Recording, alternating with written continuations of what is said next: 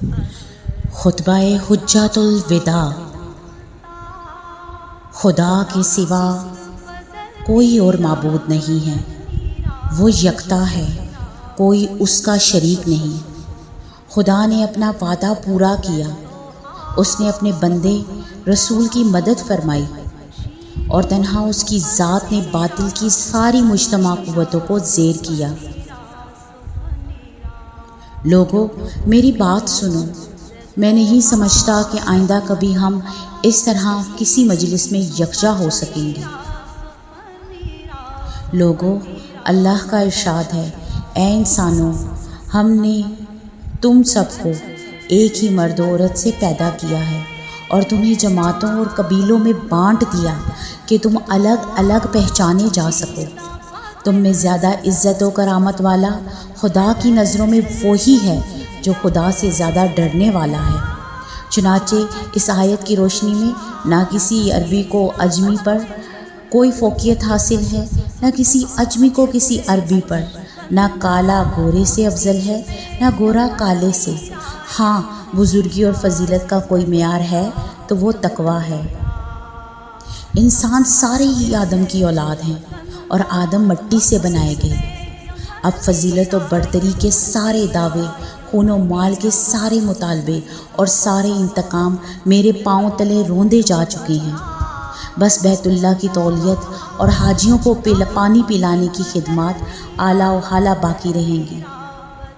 پھر آپ صلی اللہ علیہ وآلہ وسلم نے ارشاد فرمایا، قریش کے لوگوں، ایسا نہ ہو کہ اللہ کے حضور تم اس طرح آؤ کہ تمہاری گردنوں پر تو دنیا کا بوجھ لدا ہو اور دوسرے لوگ سامان آخرت لے کر پہنچے، اور اگر ایسا ہوا تو میں خدا کے سامنے تمہارے کچھ کام نہ آ سکوں گا۔ قریش کے لوگوں، خدا نے تمہاری جھوٹی نبوت کو ختم کر ڈالا اور باپ دادا کے کارناموں پر تمہارے فخر و مباحات کی کوئی گنجائش نہیں۔ لوگوں، تمہارے خون و مال اور عزتیں ہمیشہ کے لیے ایک دوسرے پر قطعاً حرام کر دی گئی ہیں۔ ان چیزوں کی اہمیت ایسی ہی ہے جیسے اس دن کی اور اس ماہ مبارک ذی الحجہ کی، خاص کر اس شہر میں ہے۔ تم سب خدا کے حضور جاؤ گے اور وہ تم سے تمہارے اعمال کی باز پرس فرمائے گا۔ دیکھو کہیں میرے بعد گمراہ نہ ہو جانا کہ آپس میں ہی کشت و خون کرنے لگو۔ اگر کسی کے پاس امانت رکھوائی جائے تو وہ اس بات کا پابند ہے کہ امانت رکھوانے والے کو امانت پہنچا دے۔ لوگوں، ہر مسلمان دوسرے مسلمان کا بھائی ہے اور سارے مسلمان آپس میں بھائی بھائی ہیں۔ اپنے غلاموں کا خیال رکھو، ہاں غلاموں کا خیال رکھو، انہیں وہی کھلاؤ جو خود کھاتے ہو، ایسا ہی پہناؤ جو خود پہنتے ہو۔ دور جاہلیت کا سب کچھ میں نے اپنے پیروں تلے رون دیا۔ زمانہ جاہلیت کے خون کے سارے انتقام اب کل عدم ہے۔ پہلا انتقام جسے میں کل عدم قرار دیتا ہوں میرے اپنے خاندان کا ہے۔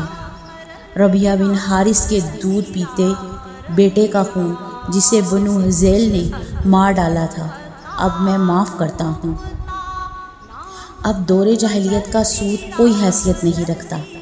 پہلا سود جسے میں چھوڑتا ہوں عباس بن عبد المطلب کے خاندان کا سود ہے، اب یہ ختم ہو گیا ہے۔ لوگوں، خدا نے برحق دار کو اس کا حق خود دے دیا، اب کوئی کسی وارث کے حق کے لیے وصیت نہ کرے۔ بچہ اس کی طرف منسوب کیا جائے گا جس کے بستر پر وہ پیدا ہوا، جس پر حرام کاری ثابت ہو اس کی سزا پتھر ہے، اور ان کا حساب و کتاب خدا کے ہاں ہوگا۔ جو کوئی اپنا نسب بدلے گا یا کوئی غلام اپنے آقا کے مقابلے میں کسی اور کو اپنا آقا ظاہر کرے گا تو اس پر خدا کی لعنت ہوگی۔ قرض قابل ادائیگی ہے، آرائیتاً لی ہوئی چیز واپس کرنی چاہیے، تحفے کا بدلہ دینا چاہیے، اور جو کوئی کسی کا ضامن بنے وہ تاوان ادا کرے۔ کسی کے لیے یہ جائز نہیں ہے کہ وہ اپنے بھائی سے کچھ لے سوائے اس کے کہ جس پر اس کا بھائی راضی ہو اور خوشی خوشی دے، خود پر اور ایک دوسرے پر زیادتی نہ کرو۔ عورت کے لیے یہ جائز نہیں کہ وہ اپنے شوہر کا مال اس کی اجازت کے بغیر کسی کو دے۔ دیکھو، تمہارے اوپر تمہاری عورتوں کے کچھ حقوق ہیں، اسی طرح ان پر تمہارے حقوق واجب ہیں۔ عورتوں پر تمہارا یہ حق ہے کہ وہ اپنے پاس کسی ایسے شخص کو نہ بلائیں جسے تم پسند نہیں کرتے، اور وہ کوئی خیانت نہ کریں، کوئی کام کھلی بے حیائی کا نہ کریں، اور اگر وہ ایسا کریں تو خدا کی جانب سے اجازت ہے کہ تم انہیں معمولی جسمانی سزا دو، اور وہ باز آ جائیں تو انہیں اچھی طرح کھلاؤ پلاؤ۔ عورتوں سے بہتر سلوک کرو، کیونکہ وہ تمہاری پابند ہیں اور خود اپنے لیے وہ کچھ نہیں کر سکتی۔ چنانچہ ان کے بارے میں خدا کا لحاظ رکھو کہ تم نے انہیں خدا کے نام پر حاصل کیا، اور اسی کے نام پر وہ تمہارے لیے حلال ہوں۔ لوگو، میری بات سمجھ لو، میں نے حق تبلیغ ادا کر دیا۔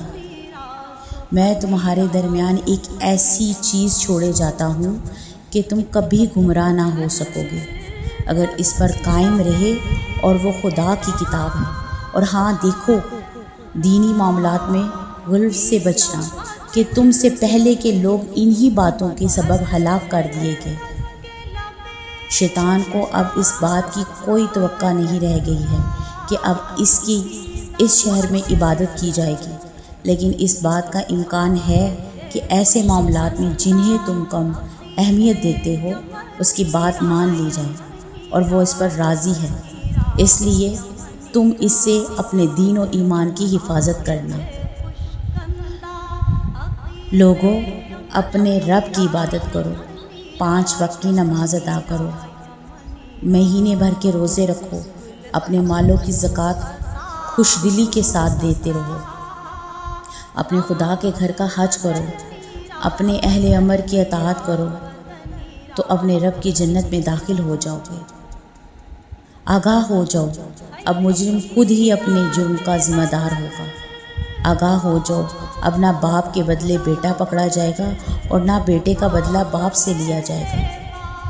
سنو، جو لوگ یہاں موجود ہیں انہیں چاہیے کہ یہ احکام اور یہ باتیں ان لوگوں کو بتا دیں جو یہاں نہیں ہیں۔ ہو سکتا ہے کہ کوئی غیر موجود تم سے زیادہ سمجھنے اور محفوظ رکھنے والا ہو۔ اور لوگوں، تم سے میرے بارے میں خدا کے ہاں سوال کیا جائے گا، بتاؤ تم کیا جواب دو گے؟ لوگوں نے جواب دیا، ہم اس بات کی شہادت دیں گے کہ آپ نے امانت دین پہنچا دی، اور آپ نے حق رسالت ادا فرما دیا، اور ہماری خیر خواہی فرمائی۔ یہ سن کر حضور صلی اللہ علیہ وسلم نے اپنی انگشتی شہادت آسمان کی جانب اٹھائی اور لوگوں کی جانب اشارہ کرتے ہوئے 3 مرتبہ دعا فرمائی، خدایا گواہ رہنا، خدایا گواہ رہنا، خدایا گواہ رہنا۔